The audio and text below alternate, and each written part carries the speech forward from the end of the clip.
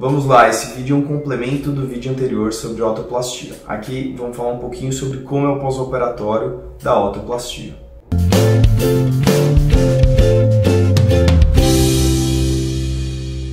Então, o paciente, após o procedimento, ele tem o curativo tipo enfaixamento, tipo capacete, que muitos comentam.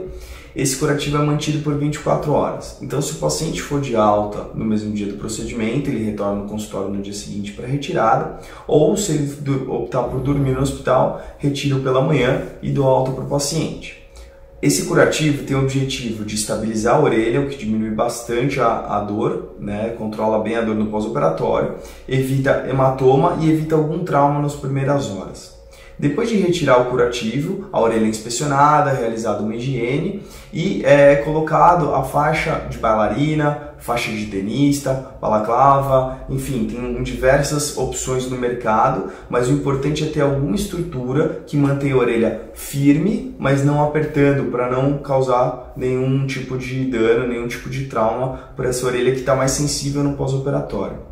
Isso é muito importante, porque algumas faixas cirúrgicas, apesar de serem para um pós-operatório, elas acabam machucando as orelhas. Por isso que eu prefiro umas faixas baseadas em algodão um pouco mais macias.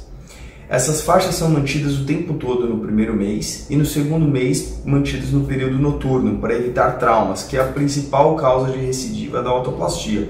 Um trauma que vai fazer um movimento assim com a orelha, arrebentando todos os pontos e voltando ao formato anterior ou até destruindo um pouco mais o arcabouço cartilaginoso. Além do cuidado das faixas, o paciente sai com antibióticos e analgésicos por 3 a 5 dias, a depender da demanda. O retorno ele é semanal no consultório, sendo espaçado na medida que for progredindo. E esse procedimento é um dos mais adorados porque o resultado dele é quase imediato. E eu digo quase porque tem um resultado que pode ser visto logo no primeiro dia e o restante vem com um tempo, com a resolução do edema. Então logo após já é possível ver uma mudança de formato, de angulação, projeção, de tamanho das orelhas. Mas as orelhas ainda estão inchadas e a incisão ainda está vermelha, pode sair um pouquinho de secreção. Então o resultado final é tido depois de alguns meses. E esse é um procedimento com ótimo resultado a longo prazo. A taxa de recidiva, que é o retorno à configuração anterior ou a destruição do resultado, é baixa.